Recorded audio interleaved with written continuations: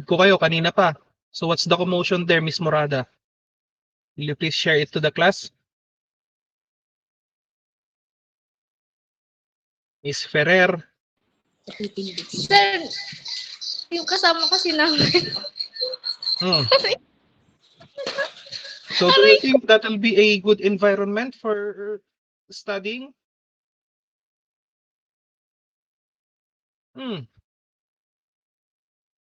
Sa pagkakaalala ko, it is still school hours. Hindi ibig sabihin na online at nandyan kayo sa pamamahay ninyo, you will not value your time. Patay, si Sir Cled nag-homily na. If you're not interested to my class, please go to the registrar's office or go to cashier's office, get a drop slip, and see me at the office. I am welcome to sign your drop slip.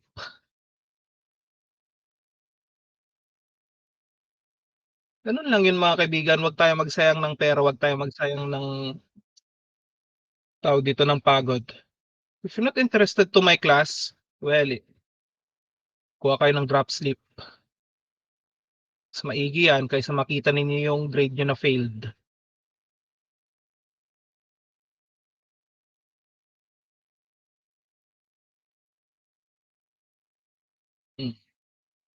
So ready na ba kayo?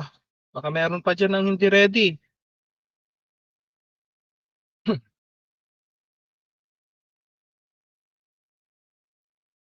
Okay, so let's move forward. So once again, good afternoon po sa inyong lahat. And welcome to Net 101, Networking 1. So we will start our first discussion for this afternoon. Okay?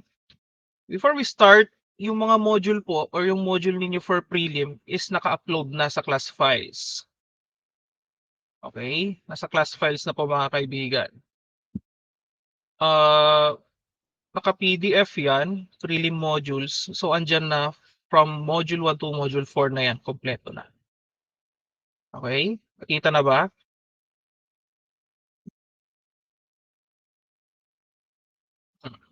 Lang guys, check lang ako. Working.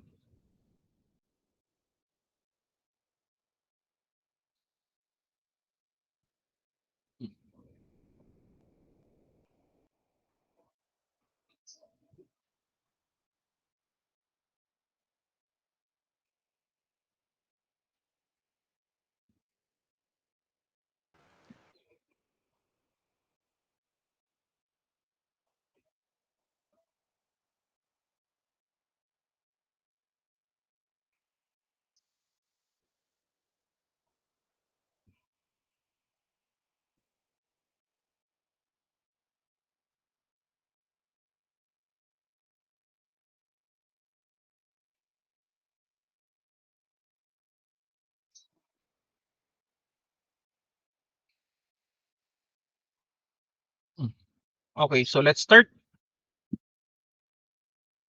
So 41 students, no, 40 pala to. 40 out of 44, so may 4 na absent or hahabol. Okay, so let's start. Yan, so first of all, this is our first module entitled Introduction to Networking. Yan, so before we start kung ano man ang weirdness na meron sa networking like the subnetting, IP, and such, of course, you need to know what is networking first. Hindi siya yung networking na nakikita nyo sa ano ninyo, yung aalukin kayo sa na magkape, o paran kayo ng ganito. Hindi po, iba pong networking ang pinag-uusapan natin. It is all about computer networks. Now, first is the history of networking. So, malinaw sa inyo yung text o maliit? Sakto lang? Sakto lang po, sir. Malinaw po, sir. Sakto. So, history of networks or networking. So, first things first, we have sneaker nets. Okay? So, first na kumbaga tawag noon sa networking is sneaker nets. Bakit nga ba sneaker nets? So it is the earliest method of transferring files where users physically move data using floppy disks or other storage devices. So this term was used because the person who wanted to move data from one computer to another had to first copy the data to be moved to some sort of movable storage such as a floppy disk and then had to put on his sneakers. Nakikita na ba kayo ng floppy disk mga kaibigan? Baka di nyo na naabutan yun eh, floppy disk. Kwan siya, square na tawag dito. Wait, let me. Floppy disk.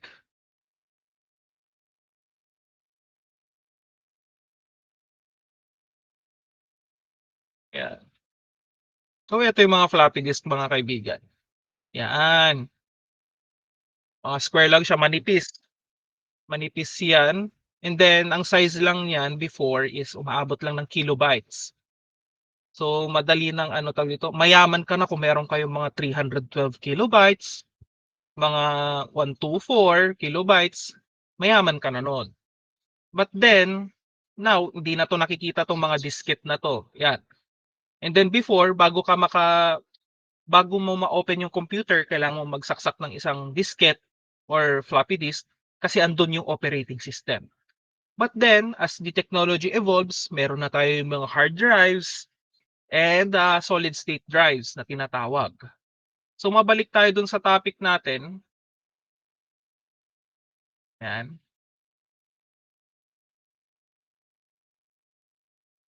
So, sabi dito, yung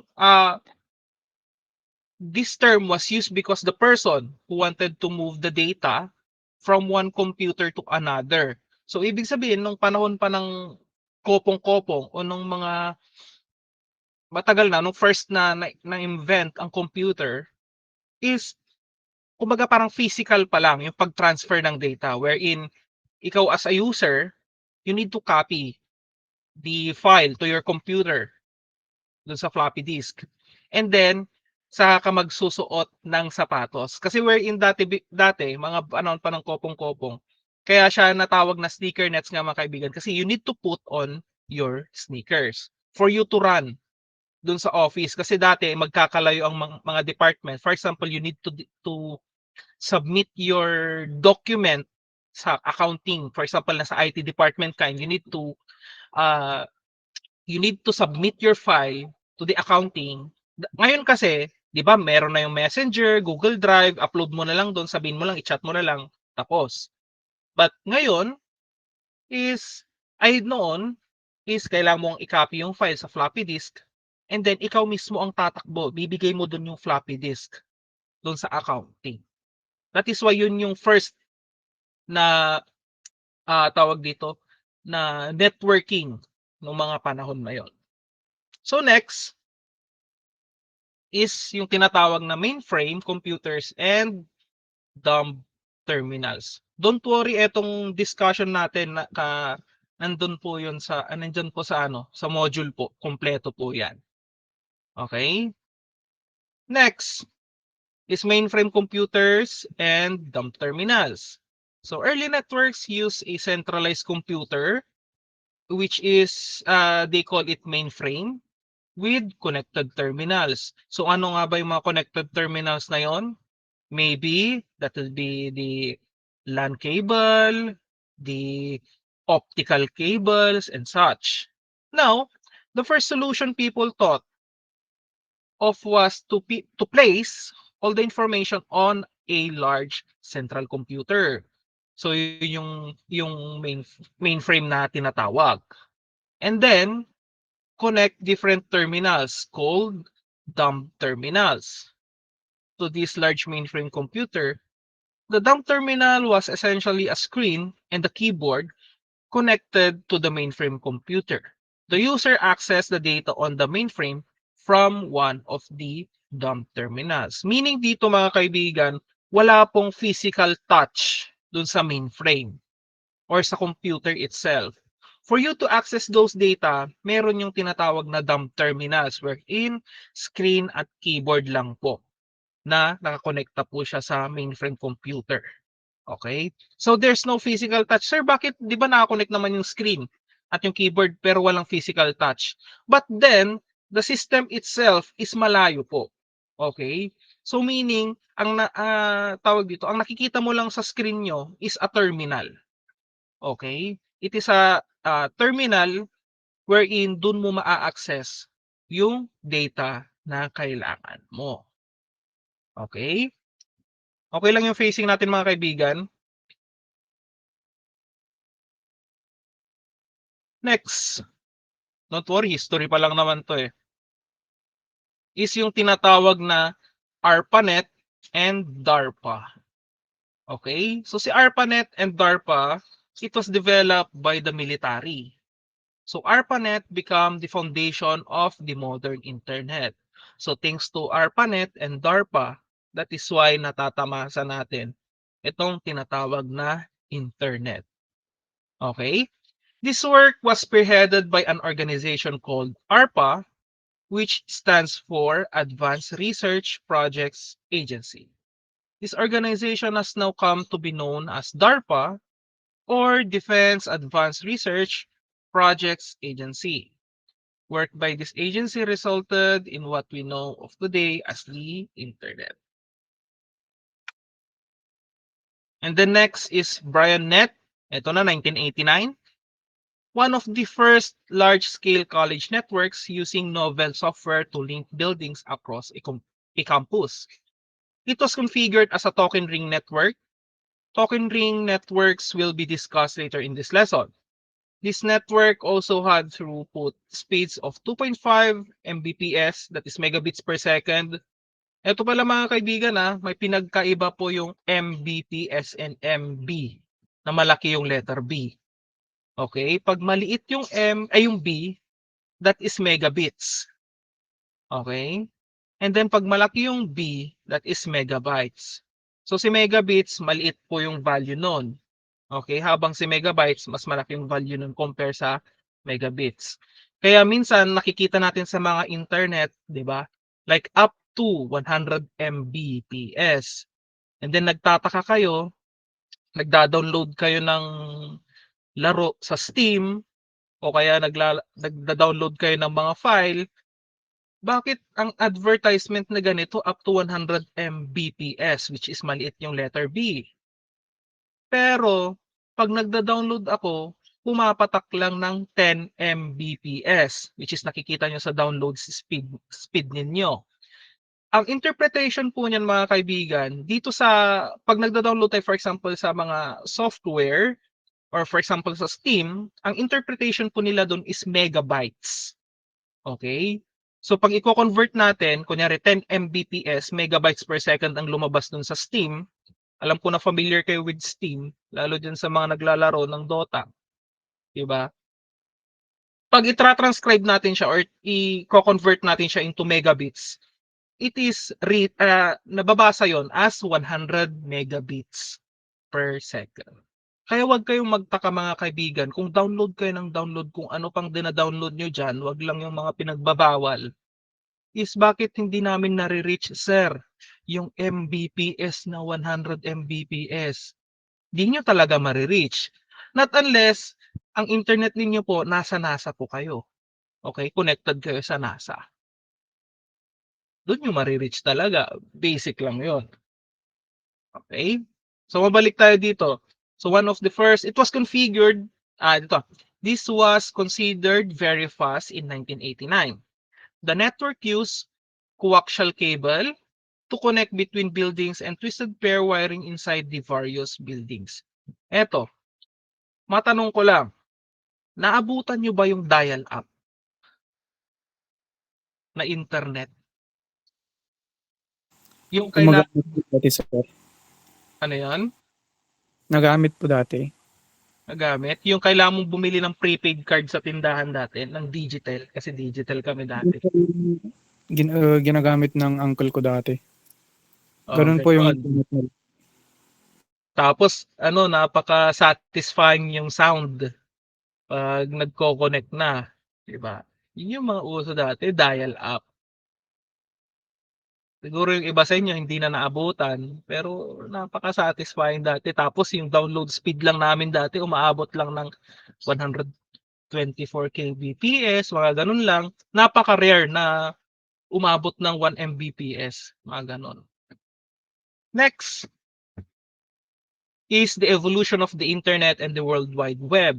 So, ang meaning po ng www, mga kaibigan, is World Wide Web. So, it was rise at the early 1990s, which transformed data accessibility and sharing. So, the World Wide Web is a service on the internet that allows people to use a special client software called the browser.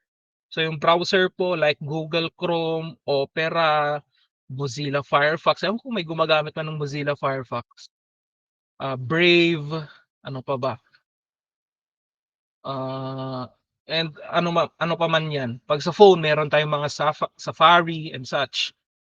So software called the browser to view the content of different internet sites in a more visually appealing manner. The initial development of the World Wide Web took place in the early 1990s. By the mid-1990s, the World Wide Web was established as a viable entity on the internet. That is why nagagamit-gamit na natin si www, and hanggang ngayon is patuloy pa rin yung development niyan as the technology evolves, mga kaibigan. Moving on, ito, defining a network. So ito yung mga definition of terms na kailangan ninyong matandaan as you go through sa networking. Okay? Or dito sa subject natin, Networking 101. So number 1 here is a network. So a network is nothing more than 2 or more computers connected by a cable or by a wireless radio connection so that they can exchange information. So yung tinutukoy dito, mga kaibigan, na wireless radio connection, ito yung mga tinatawag natin ngayon na Wi-Fi. Okay? So yung phone ninyo, if nakakonect siya sa router ninyo via Wi-Fi, so your phone is a part of a network. Same with your laptop, your computer, kung yung computer ninyo is nakakonekta through a Ethernet cable, magiging part pa rin siya ng isang network. Okay? So sneakernet, ito yung kanina. Sneakernet is where you copy a file to a flash drive or other portable storage device. So kanina ang ginamit doon is floppy disk. Pero dito flash drive na. Since it is same lang din naman sila, portable. Okay? Nung panahon noon, ang portable pa dati is si floppy disk. But sa mga panahon ngayon, flash drive na po. And then walk the data over to someone else's computer.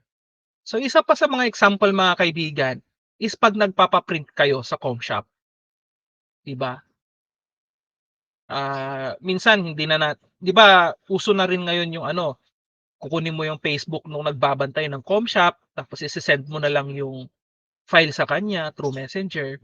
Pero noon kasi, ewan ko hanggang ngayon may gumagawa pa rin, dapat meron kang flash drive wherein ilalagay mo doon yung file mo, bibigay mo na lang sa may com shop, sa may nagbabantay yung tawag dito, yung flash drive, and then magkakaroon ng virus yung flash drive mo, 'di ba? Yung mga server kasi doon minsan may mga virus eh. Tapos pagbalik sa yung flash drive, pagkasaksak mo naman doon sa device mo, ay virus na yung flash drive ko, 'di ba? So yung type of scenario na yon is what we call sneakernet din po. So up until today, na-apply pa rin, especially sa mga students, yung sneakernet. Okay? Next is network interface. Network interface is an electronic circuit that resides inside your computer and has a special jack on the computer's backside. Okay. So ito yung example ng network interface. Ayan. Kikita ba? So meron tayong switch dito sa gitna. Ayan. Nakakita na ba kayo ng physical network switch? Kung hindi pa, okay, open ako dito. Gusto switch. Ayan.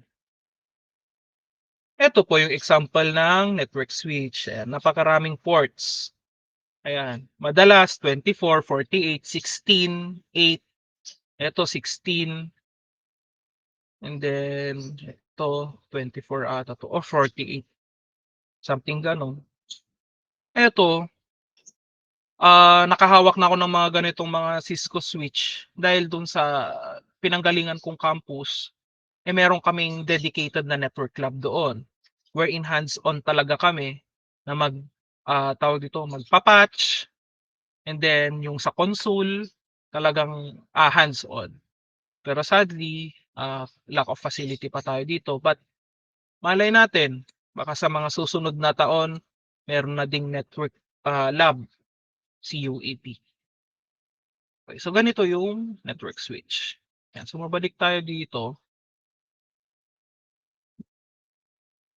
Ayan. So ito yung switch natin. And then meron tayong laser printer dito. And then 4 computers. So mapapansin niyo may mga names siya. Yung first computer is si Ward. Computer ni Ward daw, computer ni June, Wally, Beaver, and printer ni Ward. Now, this figure shows a typical network with 4 computers. So you can see that all 4 computers are connected by a network cable to a central network device or what we call switch. You can also see that Ward's computer has a fancy laser printer attached to it. Because of the network, June, Wally, and the Beaver can also use the laser printer. Since nasa isang network po sila, mga kaibigan, ganito po naging convenient. Okay? Kung wala po kayong network, etong connection sana na to, kukunin mo pa para i-connect dito. Kukunin mo pa para i-connect dito. But then, since meron ng switch, you can print your document wirelessly. Okay? Since you are connected on a same network. And pwede din na kayong magsabay-sabay na mag-print. Siyempre, meron siyang print query na tinatawag. Kung sinong unang makapindot ng Control P, Enter, siyang unang mapiprintan. O then, pag natapos yung isang document, magpiprint na rin siya dun sa second document and such. But then, it is convenient already since you can print your document wirelessly as long as connected kayo sa isang network. Next definition of terms sa network, we have the LAN. Or networks are often called LANs, short for a local area network. So tatandaan niyo po ito ang meaning po ng LAN is local area network. Next is on the network. So every computer connected to the network is said to be on the network. The technical term for a computer that's on the network is a node. Ayan. So kung maalala ninyo sa data structure, kung na-discuss niyo, siguro si Mr. Costales naalala to yung node. Yung mga nodes, di ba? Lalo sa topic yan. Link, tama, linked list at saka sa binary search tree. So yung tinutukoy dun na nodes is a system. Okay? But here's a network po, ang tinutukoy dito is a computer. Okay? Na nandoon siya sa network. So that is a node, mga kaibigan. Now, ang nakaugalian kasi natin dito sa Pilipinas na term, awan internet ko, 'di ba? Puro internet. O meron akong internet, 'di ba? On internet, no? Pero sa ibang bansa kasi mga kaibigan, yes, I'm on the network, social sila, 'di ba? I'm off the network, 'di ba? Napaka-kon ng mga terminologies nila. Pero sa field din mga kaibigan, hindi siya term na ano, kunyari pag hiningan ka ng risk assessment report, sir, walang internet yung kabilang department. Tatawanan ka lang nila. 'Di ba? Meron siyang may mga ibang terminologies pa na, for example, like the uptime and the downtime. Or etong next natin is online and offline. So pag sinabi natin online and offline, when a computer is turned on and can access the network, of course, ang tawag doon is the computer is online. But when a computer can't access the network, it's offline. A computer can be offline for several reasons. The computer can be turned off. The user may have disabled the network connection. The computer may be broken, or the cable that connects to it, the network can be unplugged, or a wad of gum can be jammed into the disk drive. Okay, so luma na 'to mga kaibigan, itong jump into disk drive. Kasi nga nung mga panahon pa ng kopong-kopong, yung operating system nasa floppy disk po 'yon. So noon, pag pupunta ka sa computer shop, totoo 'to pag pupunta ka sa computer shop, kailangan may dala kang floppy disk. Hindi pre-installed do'n sa mga unit dati, yung operating system. Parang pag pupunta ka sa com shop ngayon, 'di ba, turn on mo na lang computer, magpa-pop up na si Windows 10 or Windows 11 na naka-install diyan. Hindi, dapat may dala kang sariling floppy disk na wherein naka-pre-install na do'n yung OS. Next, eto yung isa pang term is yung up, down. So when a computer is turned on and working properly, it's up. When a computer is turned off, broken, or being serviced, it's down. Turning off a computer is sometimes called taking it down. Turning it back on is sometimes called bringing it up. Okay, so pag i-on mo daw yung computer, ang term daw doon mga kaibigan is bring it up or bringing it up. Or kung i-turn off mo daw yung computer, ang tawag daw doon is taking it down. Next is local and remote. So a resource such as a disk drive is local if it resides in your computer. It's remote if it resides in another computer somewhere else on your network. So yung pag nagfa-file transfer kayo through a local network, that is remote po. Okay?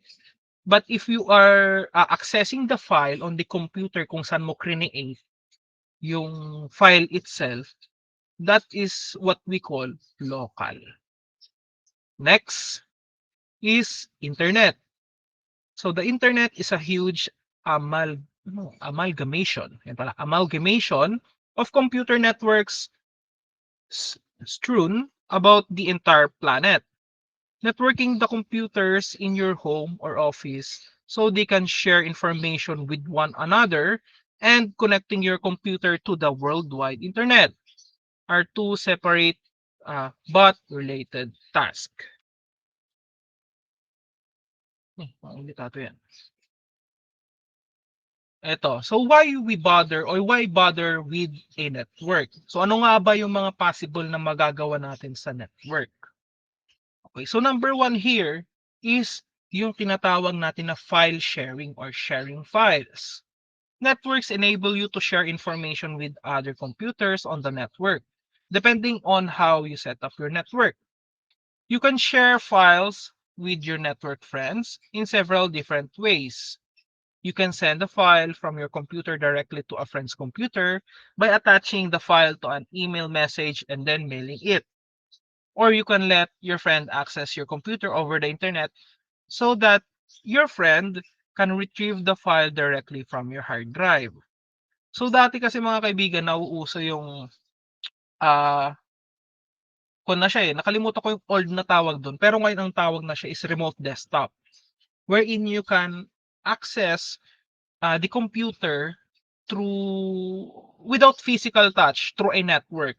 As long pwede rin na possible na nasa isang local area network kayo, or possible din na naka-share yung IP niya publicly for you to control the computer virtually or without physical touch. So nung panahon na yon, pwede kang mag-file transfer by just drag and drop or control C and control V and then makukuha mo na yung file. Or through FTP server or file transfer protocol. And then hanggang ngayon, ginagamit pa rin naman. But then as the technology evolves, nandyan na yung mga different cloud storages like yung Google Drive, Dropbox, Terabox, Mega, and such, kung ano pa yung pwede nyong gamitin. And even Messenger, pwede na kayong mag-transfer ng mga simple files lang like images, videos, baka ibang video yan, mahirap na. Documents like PDF and such. Yet, another method is to copy the file to a disk on another computer and then tell your friend where you put the file so that your friend can retrieve it later. So next is yung sharing resources. You can set up certain computer resources such as yung hard drive or printers so that all computers on the network can access them. So one of the example, mga kaibigan, is the network attached storage or NAS na tinatawag, wherein para rin lang siyang system unit, but then ang trabaho nun is it is a storage wherein connected siya sa network. So ang trabaho lang nun is to store a data wherein nakakonect din siya sa possible na pwede rin siyang sa local area network and then pwede rin na to a public IP so that everyone can access it. Now of course, magmamatter yung size nun. It depends kung ilang hard drives or ilang yung total size nung na-install mo. So at yung particular na topology na yon, pasok siya sa resource sharing or sharing resources. For example, kung maalala niyo yung figure kanina, the laser printer attached towards computer in figure 1.1 is a shared resource, which means that anyone on the network can use it. Without the network, June, Wally, and the Beaver would have to buy their own laser printer. So yun nga yung sabi ko kanina, as long as they are connected on a same network, ma-access din nila yung laser printer, pwede sila makapag-print. Hard drives can be shared resources too. In fact, you must set up a hard drive as a shared resource to share files with others. So yan yung sinabi ko kanina na yung network attached storage. And then lastly is yung sharing programs. Instead of keeping separate copies of programs on each person's computer, put programs on a drive that everyone shares. For example, if 10 computer users all use a particular program, you can purchase and install 10 copies of the program, one for each computer. Or you can purchase a 10 user licenses for the program and then install just one copy of the program on a shared drive. Each of the 10 users can then access the program from the shared hard drive. So example dyan mga kaibigan is yung diskless setup sa computer shop. So isa sa mga popular computer shop na lagi naka-diskless setup is si Mineski, TNC, Nostrax, o sa mga lalaki dyan, imposible na hindi kayo nakapunta sa mga com shop na yan. Diba? Mineski, Nostrax, TNC, sino pa ba ang mga naka-diskless? So, ang trabaho nun mga kaibigan, for example, meron kang com shop. Okay? Isang server, and then 10 yung pinaparenta mo. 10 computer shop ang pinaparenta mo. Ngayon, there's an option mga kaibigan, wherein para makatipid ka, hindi na kailangan na installan ng hard drive isa-isa yung 10 computer. 'Di ba sa kasi sa typical na com shop, per computer meron yung hard drive, of course, contains with operating system and yung mga programs and yung mga online games and such. But then para magkaroon ng kunyari less power consumption and less expenses, of course, especially for the repairs and troubleshooting, they apply yung tinatawag na diskless setup, wherein yung mga hard drives nandoon na po sa iisang server, which is yung server ninyo, and then ma-access po nila through a LAN cable. So magkakaroon siya ng ano na yung term doon? Drive on LAN, kung di ako nagkakamali.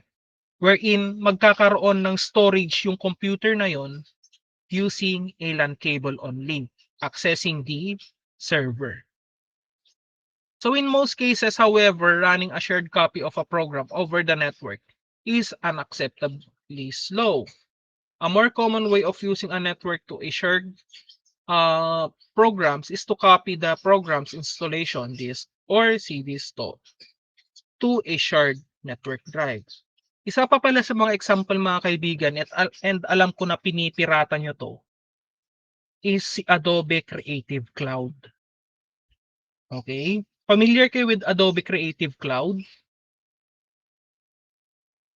Which is consist of different Adobe applications like yung Photoshop, yung XD, yung ano na to? Audition, yung Illustrator and such. So ngayon, meron ng kinam up na idea or na application si Adobe wherein bibilin mo na yon as a package si Adobe Creative Cloud, and then titingnan mo rin kung pang personal license ba or for business license din yung bibilin mo. So kung business license, kung ilang computers ang kailangan, kung 10, ganon. And then lahat kayo nun makaka-access dun sa Adobe Creative Cloud na yon. So that is one example of sharing programs. And then next, yung pinipirata nyo pa ng isa is si CapCut. Familiar kayo with CapCut, di ba? Mahal din si CapCut. Ngayon, meron siyang mga plans doon for businesses wherein 5 yatang minimum na licenses ang kailangan.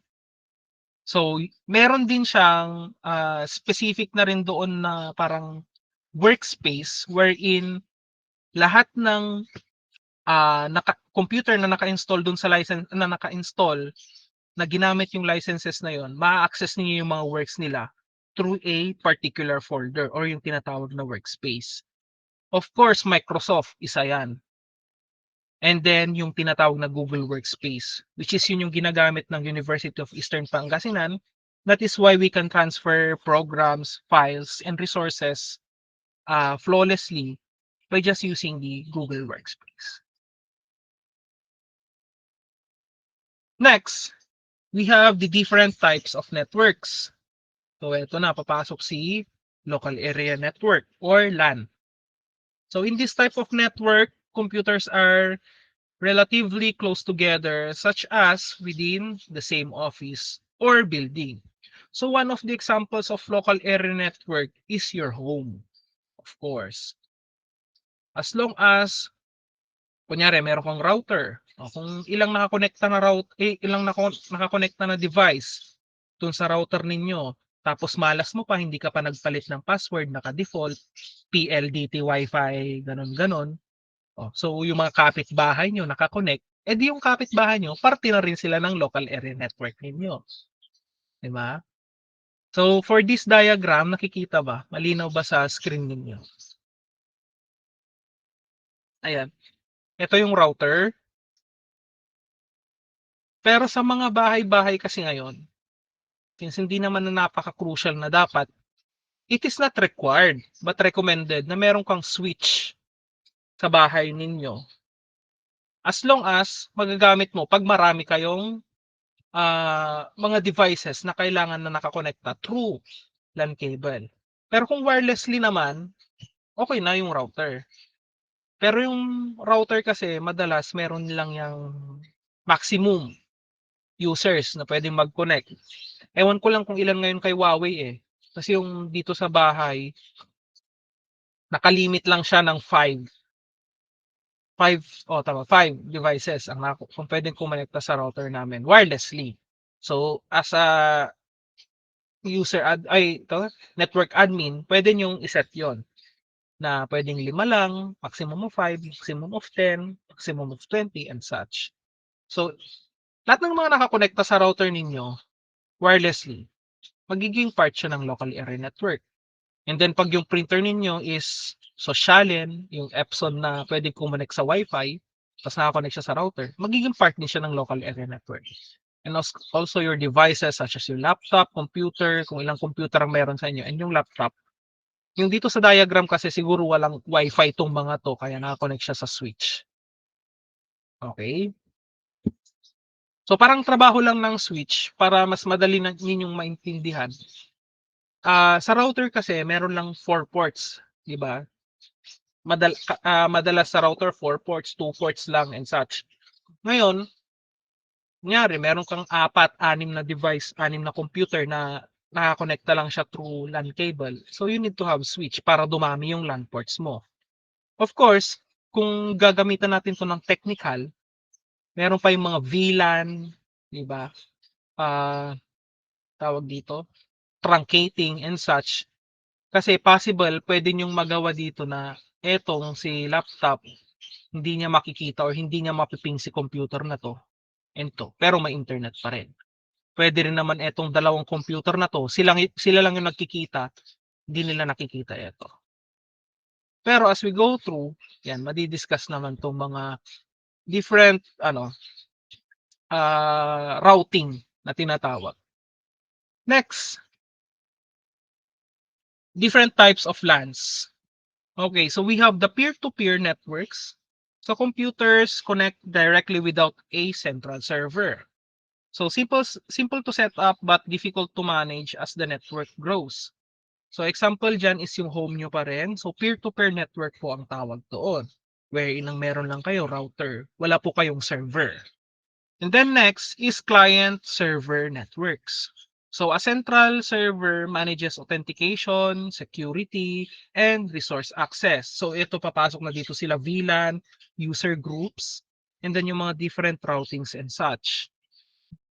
But then, itong client-server networks is more scalable and secure but requires a dedicated server. Okay, so dedicated server meaning meron kayong computer na naka-assign dun sa router as a dedicated server. Next, different types of networks. We have the wide area network or WAN. These networks span a large geographic territory such as an entire city or a region or even a country. WANs are typically used to connect two or more LANs that are relatively far apart. For example, a WAN may connect an office in Urdaneta City with an office in Binalonan. Etong WAN, minsan hindi na rin to nagagamit. Bakit? Grabe kasi yung pag-evolve na rin ng technology eh. By having yung tinatawag na term na infrastructure as a service, the software as a service, program as a service, or yung sinasabi na, tinatawag na IaaS, IaaS, PaaS, and SaaS. Of course, madidiscuss na sa inyo yun, mga third year na yun or fourth year, but then I'll give you an idea kung bakit medyo nawalan na ng ng tawag dito, ng saysay si Juan. But then, marami pa rin gumagamit. Actually, isa sa mga kagrupo ko or tawag dito, mga colleagues, kabatch ko noon sa Urdaneta, sa PSU, they propose a WAN setup for Urdaneta City Campus to connect to Lingayen Campus. Pero, napakagastos kasi mga kaibigan nung panahon na yon. Knowing na way back, 2017, 2016, kung di ako nagkakamali. 17-18 pala. 17-18. Hindi pa po uso dati yung fiber optic. DSL pa lang po noon. So napakabagal ng transmission of data. And then you need to contact the ISP or the internet service provider. Napakalaking gastos dati. Ang ino-offer ni PLDT dati is 50,000 for the one. Of course, for the business, basic lang yon. Pero for an individual, propose research lang, masakit po yun sa bulsa. So ito yung example ng itong diagram na to is an example of one. So itong cloud na to, ito yung wide area network natin. And then, for example, ito yung Binalonan. Ito yung LAN, local area network ng Binalonan. Of course, local area network, ibig sabihin, hindi pa sila magkikita pag nasa LAN lang. Hindi pa magkikita itong dalawang to. But, pag nakakonect na kayo sa wide area network, nakakonect na kayo dito, itong LAN ng Urdaneta, LAN ng Binalonan, sabi na natin, LAN din to ng Rosales, LAN ng Puso Rubio, possible na silang magkikita-kita through a wide area network connection or wide area network. Next, eto, Metropolitan Area Network. Eto naman, mas malaki siya sa wide area network. So this kind of network is smaller than a typical one, but larger than a LAN. So typically, a MAN connects to 2 or more LANs within the same city that are far enough apart that the network can't be connected via simple cable or wireless connection. Ito pala hindi. Mas malaki pala si WAN pa rin kaysa sa Metropolitan. So sa MAN mga kaibigan, so dito sa diagram, kung kunyari ito lang, Binalonan lang to. Ito. Tapos ito si UEP. UEP to. Ito si munisipyo. Ito yung residential and then yung mga government buildings pa na iba. So nakakonekta yan mga kaibigan into a metropolitan area network wherein nasa iisang scale na lang sila ng network. So pag si UEP or ito na lang si munisipyo, pining niya si UEP, magkakaroon niya ng connection. Pag etong si munisipyo, pining niya si residential, magkakaroon niya din yan ng connection. Now, dito sa Binalonan, hindi na na-apply si Metropolitan Area Network kasi napakagastos po neto. Ilang latag to ng fiber optic. But then, of course, meron na yung mga systems such as yung Orange apps and yung mga HRIS systems natin na meron dito sa Binalonan. Doon na lang sila nagkikita-kita or doon na lang sila nagtra-transmit ng data or transfer ng data. Hindi na nila ginagamit yung MAN or yung Metropolitan Area Network. So hindi siya applicable or some cities lang. Like siguro sabihin natin New York, naka-MAN yun, automatic. Lalo na kung familiar kayo with IoT, Internet of Things, popular na popular yan ngayon. Halos lahat ngayon sa New York naka-IoT. Even yung mga traffic lights, IoT po yun. Speed cameras, IoT din yun. So nakakonect yun sa MAN or Metropolitan Area Network for them to para magkaroon ng access yung office building siguro or yung mga kung saan yung data center nila and such. Okay, so that ends our discussion mga kaibigan. I hope na may naintindihan kayo even na alam ko lang buryong-buryo kayo. Wala pa tayo sa exciting na part. Okay lang ba yung facing natin? Mabilis ba masyado? Sakto lang? Sakto lang, sir. Okay, so that ends our module 1, Introduction to Networking. Now, for your activity 1, eto, draw a diagram of your local network, label each device with a name and location. So bago nyo gawin yan, of course, i-demo na kung paano. So meron ako ditong application. Ito kon lang to. For simulation. Ayan. This is Cisco Packet Tracer. Kung familiar kayo with this one. Kung hindi, this is Cisco Packet Tracer. I-download nyo na po ito dahil gagamitin natin to as we go through sa midterm and finals. Ito.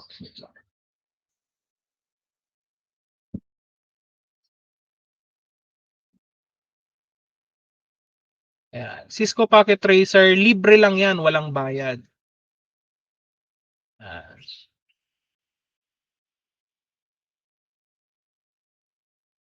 Cisco Packet Tracer. And then, kailangan nyo po munang mag-create account. Okay?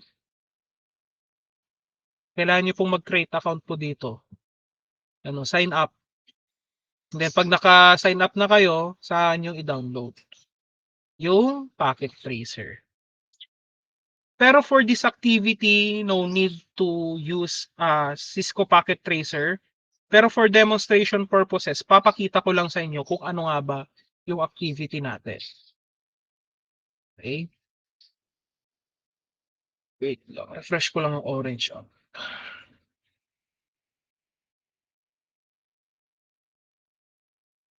Okay, so draw a diagram of your local network. So kung wala naman kayong local network sa bahay, pwede naman kayong mag-imagine na lang. Okay? Ayan, zoom in po. Kunti yan. So ang symbol, mga kaibigan, for the internet is yung cloud. Okay, yan. Cloud. Ay, bakit to? Mali. Ito pala dapat.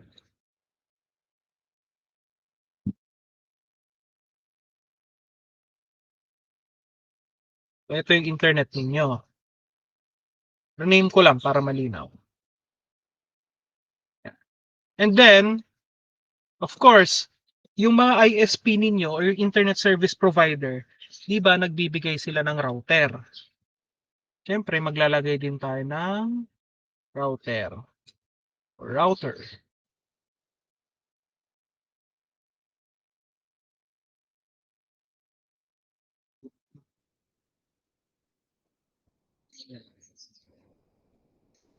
So, pangalan nito ISP router. Or PLDT router na lang. PLDT router. Ayan. And then of course, kailangan nakakonekta yan. Ngayon, dito kasi sa bahay, bigyan ko lang kayo ng idea. Siguro sa mga bahay-bahay ninyo, ito yan. Isang laptop, cellphone, baka may pang cellphone ka pang chicks, ayan. So, dalawa cellphone mo. Yung isa pang babae, yung isa pang legal. Tapos may laptop ka. Tapos yung cellphone ng mama mo, pinangchichismis niya sa kapitbahay. Tapos cellphone ng tatay mo, pinangbababae din ng tatay mo na cellphone. Oh, so dalawa cellphone ng tatay mo. Joke lang example lang 'to baka may maano diyan. Oh, yan.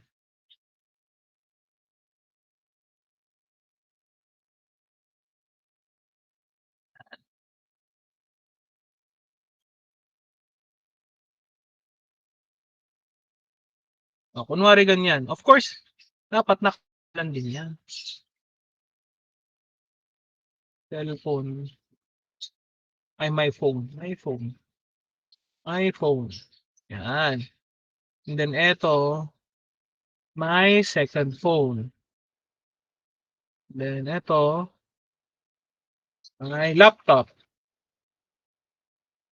Then eto, mother's phone.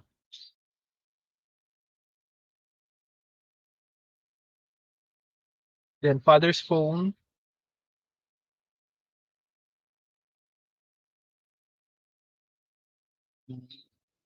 Father's second phone.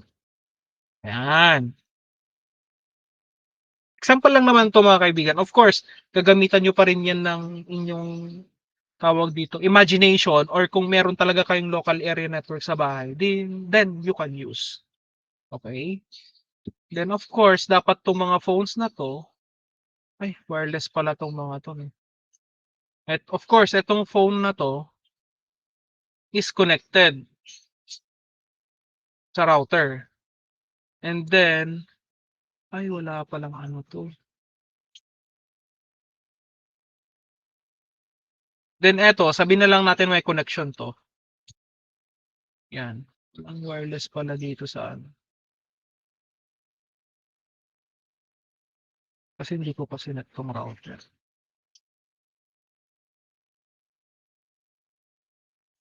Sige.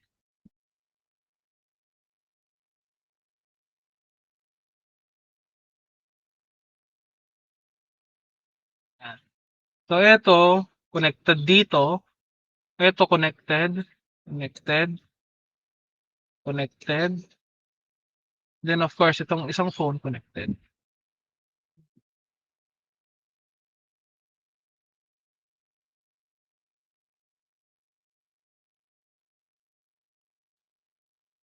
Ayusin ko lang Yan.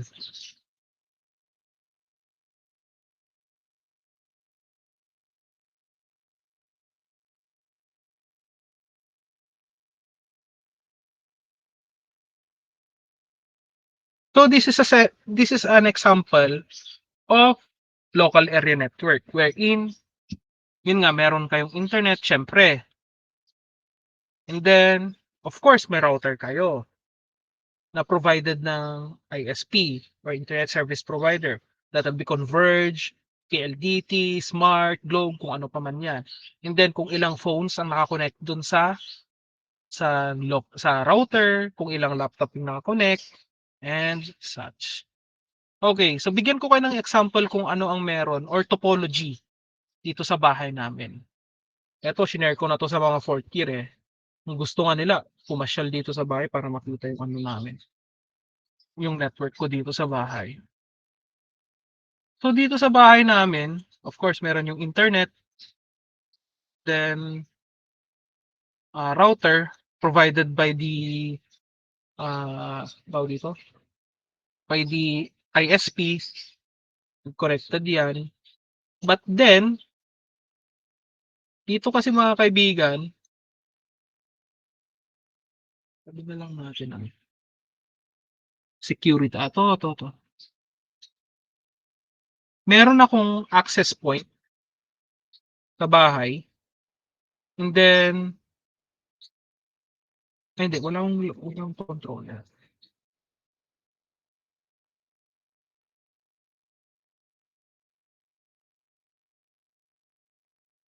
Wala dito. So, ito na lang muna example. So, meron akong access point sa bahay. Connected din yan sa router. And then, meron pa akong switch sa bahay. And then, connected din siya sa router.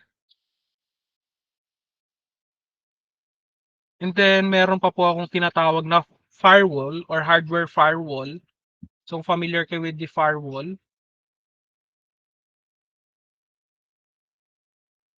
Yan. Ano na yan, boss?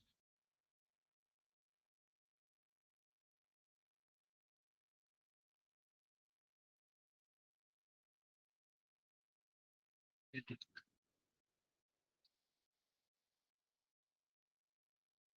Bayin ko lang yung symbol.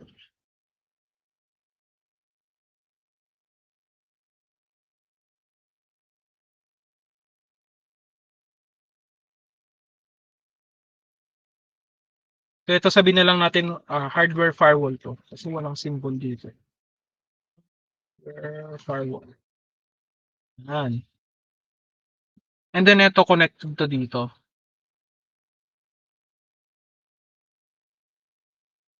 Available ports.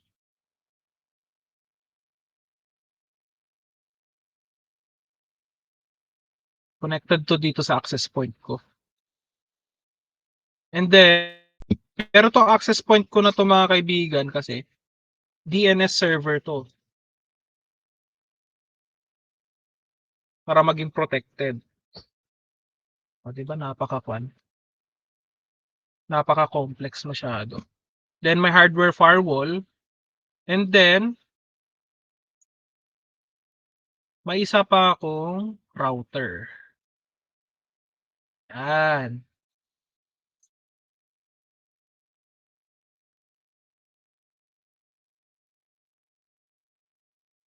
Wherein ito yung wireless router ko. Wireless AP.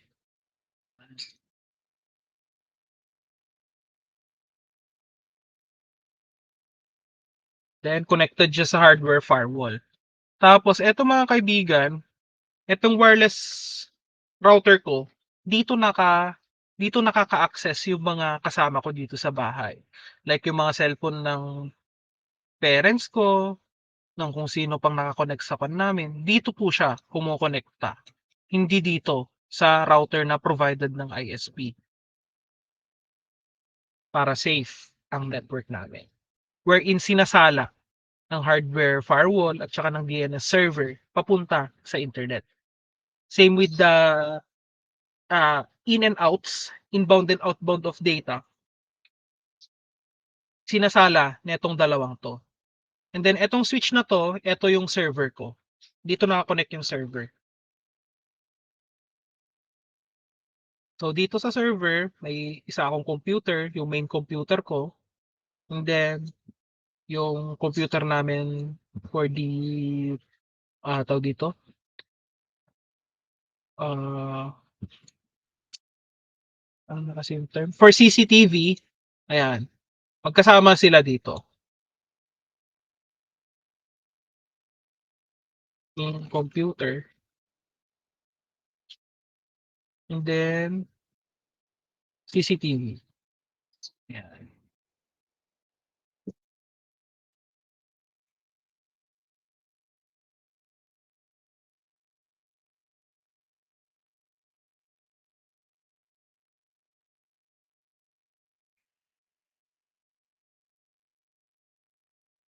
Ayan, nakikita pa. Ayan. Now, dito sa router na to, ay, hindi, kulang ng isang switch. Wait lang, kulang pala ito ng isang switch. Kasi dalawa pala switch ko dito.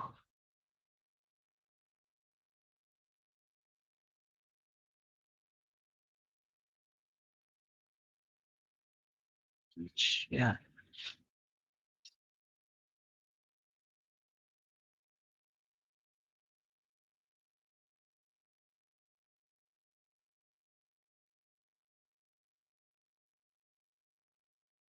So, ganyan pala, yan.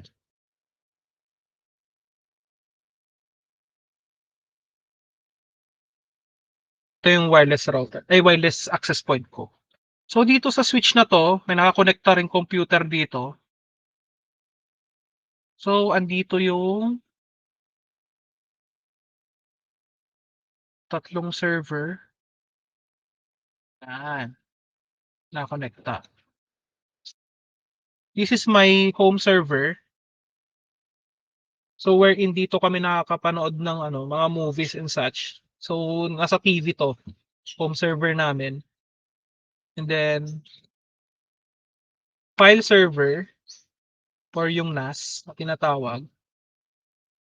So, dito kami nagtra-transmit ng mga files namin sa business namin. Server connected yan sa switch. Then, itong extra server na to, may puno na. Wala itong connect ko na lang muna dito. Yan. And then, itong isang server namin is for tawag dito ad block yung Raspberry Pi ko, Raspberry Pi or SGC, single board computer. Yan. So ganito ka-complex yung sa bahay namin, di ba? Grabe daming devices na connect. Hindi pa diyan nakasali yung mga cellphones and such. Eto, naging hobby ko lang naman siya nung college. Nung graduate na ako, syempre nung nagkapera-pera na, and syempre as a system and network administrator, syempre papasok din sa akin diyan yung kung safe ba yung data ko, kung hindi ba ako namo-monitor ni ISP and such. That is why I developed my own network. Okay? Dati pa nga dito sa bahay, dalawang ISP namin. So meron pa akong switch dito, may Fortinet or meron pa akong MikroTik dito na switch wherein pag down si Converge, magta-transfer yung internet ko into PLDT. Pag down si PLDT, lilipat sa Converge. So ganun dati. Di ba? Nakaka-amaze. Okay. So for your activity mga kaibigan, ito, binigyan ko lang naman kayo ng example. Pero yung kanina, kung gusto niyo ng mas basic, Gano'n ang gawin ninyo or kung ano man yung, local area network ninyo sa bahay ninyo. So, naka-post na po sa Orange app yung gagawin ninyo. Nakita na ba?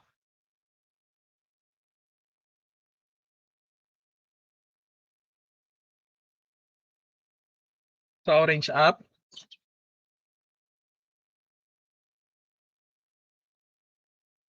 Yes po, sir. So, sabi diyan, your lecture activity 1 is draw a diagram of your local network. Label each device with a name and location. So kahit name lang naman walang problema. Yung tinutukoy dito na location kung ano yung panlalak, kung ano yung device na yon, kung laptop ba yon. Of course, dapat i-drawing niyo yon. O read the directions carefully, nakalagay po diyan handwritten. Patay sa mga di marunong mag-drawing. Handwritten po. So i-drawing ninyo yung switch kahit simpleng lang, icon lang. 'Di ba? Di naman kailangan na i-draw niyo yung buong switch. Kahit yung icon lang na ganito, switch o kaya icon lang na ganito na router or yung icon lang na ganito na for the internet o cloud, walang problema. Then syempre pag cellphone, smartphone, drawing nyo na lang yung miniature or icon na smartphone and such.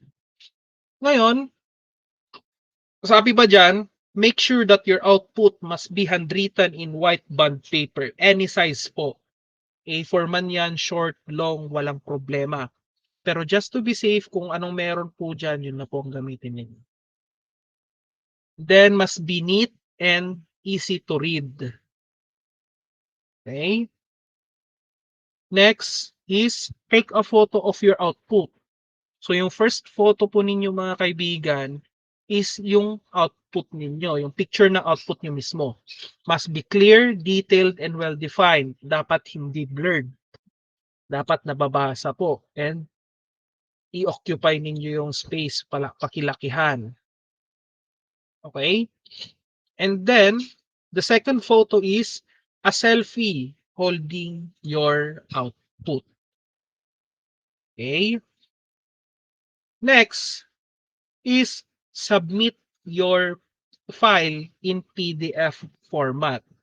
So attach your photos to a document file with proper format. So you header, name, subject, year and block and then date. So dapat po i-submit ko po siya na naka-PDF file format. One PDF file format lang po contain na nung dalawang screenshot. Si Mr. Costales alam na ang dyan, ang tirada dyan. But then, malinaw naman yung instructions ko and I guess naintindihan naman ninyo, di ba? Kung may question or concern, you may now raise your virtual hand para ma-entertain agad. Meron ba? Yes, Mr. Costales. Sir, pwede po ba pa-adjust yung time ng ng deadline? Kasi meron kaming next subject until 5 din po yun after neto. May next subject pa kayo. Opo. 219, 219. O, sige. Adjust natin. Bait naman ako eh. Thank you po, sir. Select date and time. 31. Adjust natin ng 2, 3, 4, 5, 6, 7. Sige, 7 p.m. Okay na yun sa inyo? Yes, sir. Thank you po. 7 p.m. Sabi ko nga sa inyo, generous ako sa time. Of course, pag deadline is a deadline, no extension.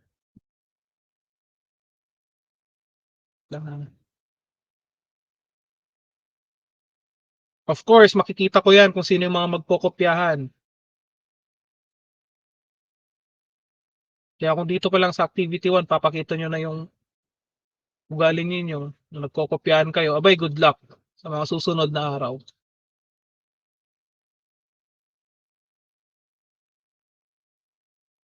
Okay na, ma-adjust na.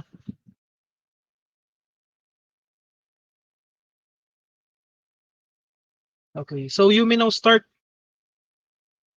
to do your activity. Kung may question, you may raise your virtual hand para ma-entertain agad.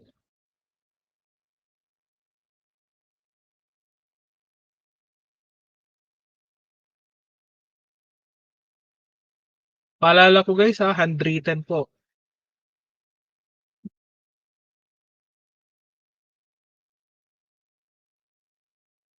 Pag-check na Mr. Costales kung nag-adjust sa inyo yung deadline. Kakaproblema dito sa Orange app. Okay na po sir, naka 7 PM na po. Okay, sige.